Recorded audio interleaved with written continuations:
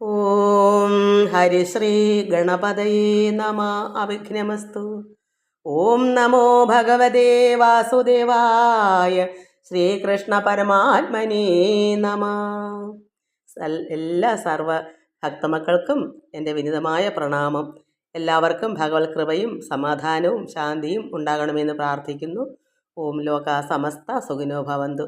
നമുക്ക് നാരായണീയം ദശകം 70 വായിച്ചുകൊണ്ടിരുന്നത്. വിദ്യാധരൻ എന്നുള്ള സുദർശനൻ, രണ്ടു പേരും ഒരാൾക്കുള്ളയാണ്.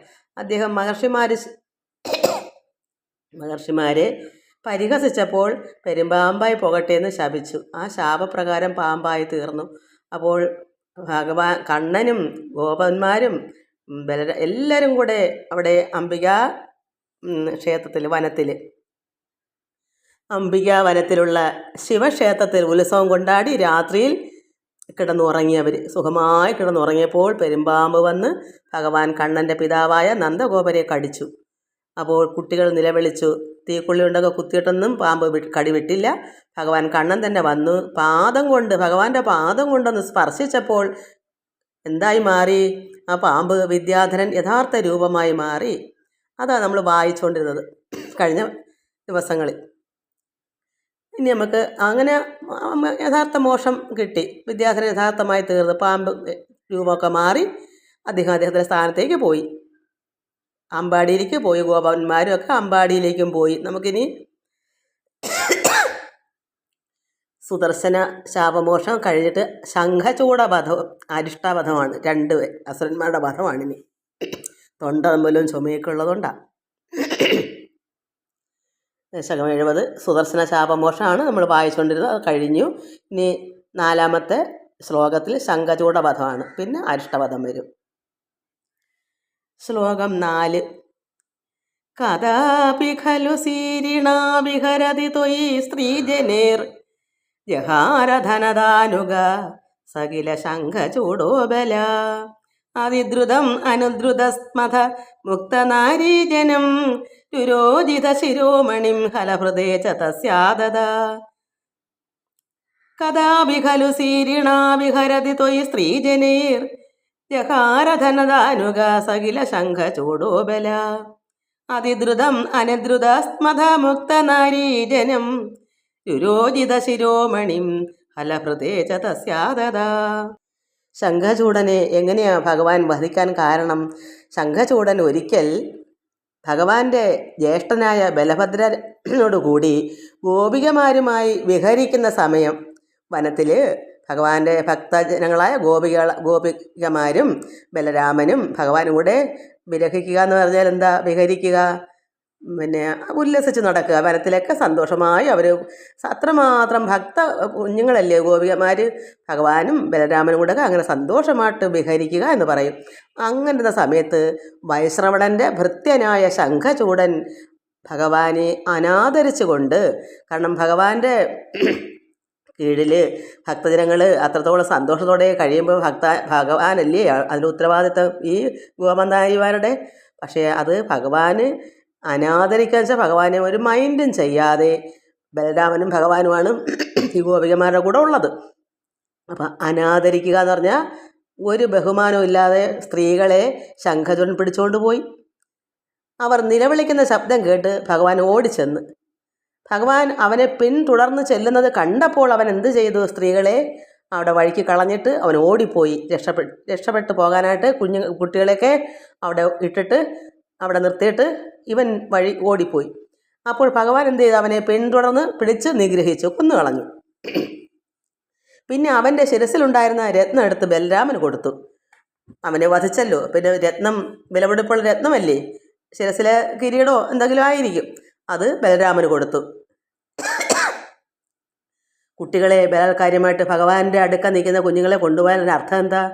ഭഗവാൻ ഒന്നും അല്ല എന്നല്ലേ. അപ്പോൾ ആദരിക്കാതെ, അതായത് അനാദരിച്ചും കൊണ്ട് ഒരു ബഹുമാനമോ ആദരവോ ഒന്നും ഇല്ലാതെ പിന്നെ സ്വന്തം ഇഷ്ടപ്രകാരം പിടിച്ചുകൊണ്ടങ്ങ് പോയാൽ ഭഗവാൻ വെച്ചൊഴുക്കുമോ അവനെ? അപ്പോഴേ ഓടി അവൻ്റെ അടുക്ക ചെന്ന് അവനെ പിടിച്ച് നിഗ്രഹിച്ച് കൊന്നു കളഞ്ഞു. അങ്ങനെ വേണ്ടേ ചെയ്യാൻ? നമുക്ക് 5ാമത്തെ ശ്ലോകം വായിക്കാം. ശ്ലോകം 5.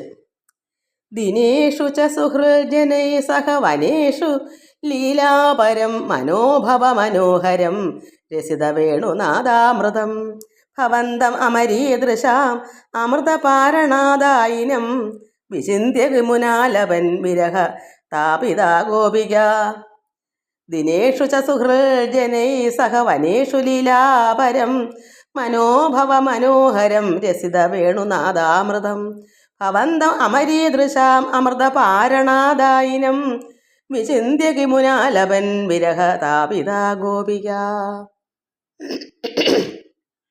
ഇവിടെ ഭട്ടതിരിപ്പാട് അപ്പോൾ പറയുന്നു, ഭഗവാനോട് പ്രാർത്ഥിക്കുക, ഭഗവാനെ കൃഷ്ണ നാരായണ, അങ്ങ് പകൽ മുഴുവനും ഇഷ്ടരോടൊത്ത് വനങ്ങളിൽ, ഇഷ്ടരോടൊത്തെന്ന് വെച്ചാൽ എന്താ, ഈ ലോകത്തുള്ള സാർവ്വതും ഭഗവാന്റെ സന്തതികൾ തന്നെ. പക്ഷേ എല്ലാവരും ഇഷ്ടമാവത്തില്ല. ഇഷ്ടരോടൊത്തെന്ന് പറയുമ്പോൾ അപ്പോൾ ഇഷ്ടക്കേടുള്ളവരും ഉണ്ടെന്ന് അതിൽ അർത്ഥമുണ്ട്. എല്ലാം ഈശ്വരൻ്റെ സൃഷ്ടി തന്നെ. എന്നാൽ ഭഗവാൻ ഭക്തരോടാണ്.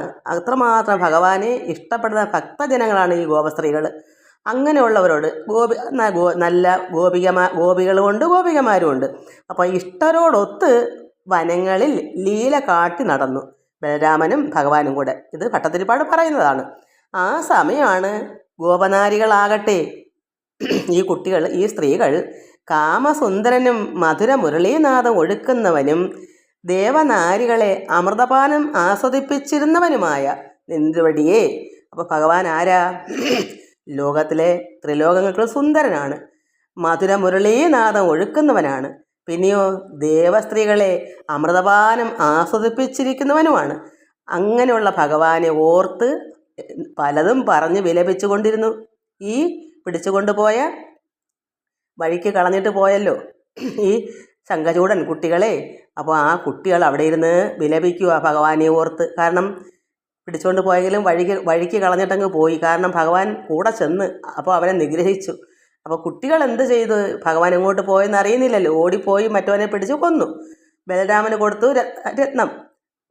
ഈ കുട്ടികൾ വഴിക്കിരുന്ന് കരയുക, വിലപിക്കുക. എന്താ പറയുന്നേ? ഭഗവാനീ കണ്ണ, മധുര മുരളീനാഥം ഒഴുക്കുന്നവനീ, കാമസുന്ദര, ദേവനാരികളെ പോലും അമൃതപാനം ആസ്വദിപ്പിക്കുന്നവനീ, അങ്ങനെയുള്ള ഭഗവാനേ എന്നും പറഞ്ഞിരുന്ന് വിലപിച്ചു കൊണ്ടിരിക്കുന്നു. ആര് കാണുന്നത്? ഇതെല്ലാം മനസ്സിലാക്കിയിട്ട് വനങ്ങളിൽ ലീല കാട്ടി നടക്കുന്ന മറ്റു കുട്ടികളും ഉണ്ടല്ലോ. ഇതൊക്കെ ഇടയ്ക്ക് കുറച്ച് പേരെയാണല്ലോ പിടിച്ചുകൊണ്ട് പോയത്. അപ്പം കുട്ടികളിങ്ങനെ ഇരുന്ന് കരയുന്നു. അത് ആരാ ഇപ്പം ഭഗവാനോട് പ്രാർത്ഥിച്ചത്? കൃഷ്ണ, ഭഗവാനെ, ഗുരുവായൂരപ്പ എന്ന് പറയുന്ന ഭട്ടതിരിപ്പാട്. ഇങ്ങനെ കുട്ടികൾ ഇടയ്ക്ക് അവൻ പിടിച്ചുകൊണ്ട് പോയപ്പോൾ ഇരുന്ന് പലതും പറഞ്ഞിങ്ങനെ വിലപിച്ചു കൊണ്ടിരുന്നു. അപ്പോൾ അവിടെ എന്ത് വരുന്നു? അടുത്ത ശ്ലോകത്തിൽ കാണാം. അടുത്ത ശ്ലോകം വായിക്കുമ്പോൾ മനസ്സിലാവും. ശ്ലോകം 6.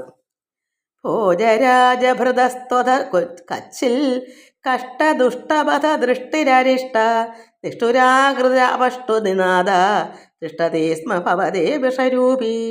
ഭോജരാജഭൃതസ്ത്വത കച്ചിൽ കഷ്ടദുഷ്ടപഥ ദൃഷ്ടിരരിഷ്ട നിഷ്ഠുരാകൃത അപഷ്ടു നിനാദ തിഷ്ടതേ സ്മ ഭവതേ വൃഷരൂപി. അങ്ങനെ കുട്ടികളിങ്ങനെ പലതും പറഞ്ഞ് വിലപിച്ചു കൊണ്ടിരിക്കുന്നു. അപ്പോൾ അങ്ങനെ ഇരുന്ന സമയത്ത് ഒരുതൻ ദുർനടപ്പുകാരനും ഉഗ്രരൂപിയും കംസന്റെ ഭൃത്യനുമായ അരിഷ്ടൻ എന്നൊരസുരൻ. അപ്പോൾ ശംഖചൂടനെ വധിച്ചു. പക്ഷേ അടുത്തവൻ വന്നു. ആരാ? അരിഷ്ടൻ. അപ്പോൾ ഇങ്ങനെ അവൻ്റെ സ്വഭാവം വെറും ദുർനടപ്പുകാരനും ഉഗ്രരൂപിയുമാണ്, കംസന്റെ ഭൃത്യനുമാണ്. അങ്ങനെയുള്ള അരിഷ്ടൻ എന്നൊരസുരൻ സ്വന്തം രൂപം മറച്ചു പിടിച്ചിട്ട് കാളയുടെ രൂപത്തിൽ ഉച്ചത്തിൽ മുക്രയിട്ടുകൊണ്ട് ഭഗവാന്റെ അടുക്ക വന്ന്, ഭഗവാനെ ഭട്ടതിരിപ്പാട് പറയുക, നിന്ദ്രവടിയുടെ അടുത്ത് വന്ന് ഗമയിൽ നിന്നു എന്ന് ഭട്ടതിരിപ്പാട് പറയുന്നു. ആ ഉഗ്രരൂപിയും കാളയുടെ രൂപം പ്രാപിച്ചു ഈ അരിഷ്ടൻ എന്ന് പറഞ്ഞ അസുരൻ. ഉഗ്രരൂപിയും ദുർനടപ്പുകാരനുമാണ്. അപ്പോൾ ഭഗവാന്റെ അടുക്ക വന്നും കൊണ്ട് ഗമയിൽ അങ്ങനെ നിൽക്കുക ഈ അരിഷ്ടൻ. നമുക്ക് 7ാമത്തെ ശ്ലോകം വായിക്കാം. ശ്ലോകം 7. ശാക്വരോധ ജഗതീ ധൃതിഹാരി മൂർത്തി യേഷ ബൃഹദീം പ്രദധാന പങ്ക്തി ആശു പരിഹൂർണ പശൂനാം ഛന്ദസാം നിധിം അവാപ ഭവന്തം. ശാക്വരോധ ജഗതീ ധൃതിഹാരി മൂർത്തി യേഷ ബൃഹദീം പ്രദധാന പങ്ക്തി ആശു പരിഹൂർണ പശൂനാം ഛന്ദസാം നിധിം അവാപ ഭവന്തം. ആ കാളയുടെ രൂപം കൊണ്ട അരിഷ്ടൻ ദുഷ്ടരൂപിയാണ്. എന്നിട്ട് കാളയുടെ രൂപം പൂണ്ടെങ്കിലും ഭീമാകാരം കൈക്കൊണ്ട്, സാധാരണ ഒരു കാളയല്ല, പർവ്വതം പോലത്തെ ഒരു കാളയാണ് ഭീമാകാരം. ഭീമാകാരം വെച്ചാൽ അത്ര ഭയങ്കര ശരീരം ഉള്ള കാളയായി പശുക്കളെ വേഗത്തിൽ വിരട്ടി ഓടിച്ചു. അവിടെ ഗോപന്മാരുടെ പശുക്കളുണ്ടല്ലോ, അതിനെയൊക്കെ ഈ ഭീമാകാരമായൊരു കാളയാകുമ്പം പശുക്കളെയൊക്കെ പേടിച്ച് പശുക്കൾ ഓടുമല്ലോ. അങ്ങനെ പശുക്കളെ വേഗത്തിൽ വിരട്ടി ഓടിച്ചു. ആരാ? ഈ അരിഷ്ടൻ എന്ന് പറഞ്ഞ അസുരൻ. കാളയുടെ രൂപം പോണ്ട്, അതും വലിയ ശരീരമായിട്ട് ഭീമാകാരമുള്ള വലിയൊരു കാള വിരട്ടി ഓടിച്ചു ആരെയാ? പശുക്കളെ. പിന്നെ വേദനിധിയായ ഭഗവാന്റെ അടുത്തേക്ക് വന്നു. വലിയ ഗമയിലൊക്കെ നിന്നും കൊണ്ട് പശുക്കളെയൊക്കെ വിരട്ടി ഓടിച്ച് ആരാ? ഈ കാള. അരിഷ്ടൻ്റെ രൂപത്തിലല്ല, കാളയുടെ രൂപത്തിലാണ് വന്നേക്കുന്നത്. അപ്പോൾ ഭഗവാന്റെ വേദനിധിയായ പരമാത്മാവായ ഭഗവാൻ നാരായണൻ ഗുരുവായൂരപ്പൻ്റെ അടുത്തേക്ക് ഈ കാള വന്ന് നിൽക്കുന്നു. എന്തിനാ? ഭഗവാനെ കൂടെ ഓടിക്കാനായിരിക്കാം. പശുക്കളെയൊക്കെ വിരട്ടി ഓടിച്ചല്ലോ. ഇവിടെ എന്താ പറ്റിയേ? ഇവിടെ അല്പഛന്തസ്സുകൾ മാത്രം അധീനമായിട്ടുള്ളവനായി ഭീമാകാരമായ ഈ അരിഷ്ടൻ, ഈ ദുഷ്ടനായ അസുരൻ ഒന്നുമല്ല ഭഗവാന്റെ മുമ്പിൽ. അല്പഛന്തസ്സുകൾ അല്പമേ ഉള്ളു. അത് അല്പം ഛന്തസ്സുകൾ മാത്രം അധീനമായിട്ടുള്ള ശാക്വര, ജഗതി, ധൃതി, ബ്രഹ്മതി, പങ്ക്തി. ആ ദുഷ്ട അസുരൻ അങ്ങയെ സമീപിച്ചു. ഇത്ര മാത്രമേ ഉള്ളൂ അവൻ്റെ പരിപാടി. അല്പമേ ഉള്ളു. ഭഗവാന്റെ മുമ്പിൽ അതൊന്നുമല്ല. എങ്ങനെയെന്ന് വെച്ചാൽ ചെറുപുഴകൾ. ഇവൻ വെറും ഒരു ചെറുപുഴകളാണ്. നദി, തോടോ നദിയൊക്കെ കണ്ടിട്ടില്ലേ? ചെറിയ ചെറിയ പുഴകൾ, നദികൾ, അത്രയേ ഉള്ളവരെ ശക്തി. പക്ഷേ ഭഗവാനോ സമുദ്രമാണ്. ഈ 4 പുഴകളോ 5 പുഴകളോ ഒക്കെ ചെന്ന് സമുദ്രത്തിൽ ചെന്ന് അവിടെ ഏതെങ്കിലും ഒരു മുക്കിലോ മൂലയോ നിൽക്കാനുണ്ടോ ഈ നദികൾക്ക്? അവ ഈശ്വരൻ ആരാ? പരമാത്മാവായ നാരായണൻ ഗുരുവായൂരപ്പൻ. സമുദ്രം. സമുദ്രത്തിന് മുമ്പ് ഈ ചെറു പുഴകളായ ഇവൻ എന്ത് ചെയ്യാൻ പറ്റും? ഈ അസുരൻ, ദുഷ്ടൻ, ഉഗ്രരൂപിയും ഭയങ്കര ഒരു ഭീമാകാരമുള്ളൊരു കാളയൊക്കെ ആയാൽ എന്താ പറ്റുക? ഒന്നുമില്ല. അവിടെ ഒന്നും ഭഗവാൻ എടുക്കൽ അവനൊന്നുമില്ല. എന്താ പറയുക, ഒരു പുഴുവിനെ പോലും ഇല്ല. കാരണം ഒരു നദി എന്താണ്, ഒരു സമുദ്രം എന്താണ്? സമുദ്രത്തിൻ്റെ എവിടെയെങ്കിലും ഒരു മൂലയിലെങ്കിലും എത്താനുണ്ടോ ഈ നദികൾ ഒഴുകി ചെന്നാൽ? അത്രേ അവന് ബലമുള്ളൂ. ഏതാണ് ഇത് കൊടുത്തേക്കുന്നത്? ചെറുപുഴകൾ വന്ന് സാഗരത്തിൽ, സമുദ്രത്തിൽ ലയിക്കും പോലെ അവയെല്ലാം, ഈ നദികളെല്ലാം ചെന്ന് ലയിക്കുന്നത് പോലെ വേദനിധിയായ പരമാത്മാവിൽ ലയിച്ചു ചേർന്നു എന്ന് ധ്വനി. അവനപ്പോഴേ എല്ലാം അവനെ പറക്കി കൊടുന്ന് ശരിയാക്കി അവിടെ ലയിപ്പിച്ചു. ഭഗവാന്റെ കയ്യാൽ മരിക്കുമ്പോൾ ലയിക്കാമല്ലോ. അത്രയേ ഉള്ളൂ അവൻ്റെ ഗമ. അപ്പോൾ ഭഗവാന്റെ വന്ന് ഗമിച്ചാൽ അത് നമ്മളെന്താ മനസ്സിലാക്കേണ്ടത്? ഭഗവാൻ ഇഷ്ടരോടൊത്താണ് വിഹരിക്കുന്നത്. ഭക്തന്മാരോ ഭക്തകളോ എല്ലാവരും ഇഷ്ടമുള്ളവരല്ല. ഭഗവാന്റെ ഭക്തന്മാർക്കാണ് ഭഗവാനോട് ഇഷ്ടം, ഭക്തന്മാരെയാണ് ഇഷ്ടം. അതുപോലെ തന്നെയാണ് ഇവിടെ ഗമയുള്ള അഹങ്കാരികളെ ഇഷ്ടമല്ല. അവർ നദിയുടെ അത്രയേ ഉള്ളൂ, 2 or 4 നദിക്ക്. കാരണം ഇവിടെ ശാക്വര, ജഗതി, ധൃതി, ബ്രഹ്മതി, പങ്ക്തി, ഇങ്ങനെയുള്ളൊരു 3-4 എണ്ണം അത്രയുള്ള ശക്തിയേ ഉള്ളൂ. അവൻ സമുദ്രത്തിൽ എന്താവും? ഒന്നുമില്ല. അതുകൊണ്ടിവിടെ ഭഗവാൻ എന്താ ഇഷ്ടം? അഹങ്കാരികളെ നശിപ്പിക്കും. അതേസമയം ഭക്തന്മാരെ വേദനിധിയിൽ ലയിപ്പിച്ച് ചേർത്തതെന്താ? അവൻ ഭഗവാന്റെ കയ്യാൽ അവനെ വധിക്കുമ്പോൾ അങ്ങനെ ആ സാഗരത്തിൽ അങ്ങ് ലയിക്കും ഈ നദികൾ. നദി എപ്പോഴാലും ഒഴുകി സമുദ്രത്തിൽ ചെന്ന് പോകും, അവിടെ എത്തിപ്പിടിക്കും. അത്രയേ ഉള്ളൂ. അതുകൊണ്ട് ഭഗവാനോട് നമ്മൾ എന്ത് ചെയ്യണം? അഹങ്കാരമില്ലാത്ത ഒരു ദൈവ പൈതലായി നമ്മൾ വളരാൻ ശ്രമിക്കണം. ഇതിനകത്ത് ഇത്രയേ ഉള്ളൂ. ഇതൊക്കെ നമ്മൾ മനസ്സിലാക്കുന്നത് ഭഗവാൻ വിഹരിക്കുന്നത് ഇഷ്ടരോടൊത്താണ്. അത്രമാത്രം സ്നേഹമാണ് ഭക്തന്മാരോട്, ഇഷ്ടരോട്. ഭഗവാൻ ചെയ്യുന്ന കർമ്മങ്ങൾ എന്താ? അതൊക്കെ നമ്മളും അനുകരിക്കണം. ഈശ്വരന് ഇഷ്ടമുള്ള നമ്മൾ അനുകരിക്കുമ്പോൾ നമ്മളെയും ഭഗവാൻ ഇഷ്ടമുണ്ടാവും. അങ്ങനെയുള്ള ഭക്തന്മാരോടൊത്ത് വിഹരിക്കുകയും ചെയ്യും. അതുപോലെ അഹങ്കാരികളെ നിഷ്പ്രയാസം കൊന്നൊടുക്കി എങ്ങനെ നദികൾ പുഴകളെല്ലാം ചെന്ന് സമുദ്രത്തിൽ ലയിക്കുന്നത് പോലെ ആ സ്ഥാനം സമുദ്രത്തിൽ ചെന്ന് ചേരും ഈ ദുഷ്ടനായ അസുരനെ പോലെ അഹങ്കാരികൾ.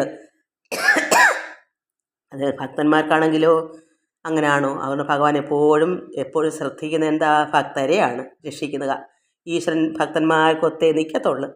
ദുഷ്ടന്മാരെ നിഗ്രഹിക്കുകയും ചെയ്യും, ശിഷ്ടന്മാരെ രക്ഷിക്കുകയും ചെയ്യും. ശിഷ്ടരെ ഇഷ്ടമാണ്, ദുഷ്ടരെ വധിക്കുകയും ചെയ്യും. നമ്മൾ ഇത്രയും മനസ്സിലാക്കാനുള്ളൂ. ഇത് വായിക്കുന്നത് നമ്മളിത് മനസ്സിലാക്കാൻ. എല്ലാവർക്കും നമസ്കാരം. സർവത്ര ഗോവിന്ദ നാമ സങ്കീർത്തനം. ഗോവിന്ദ ഗോവിന്ദ.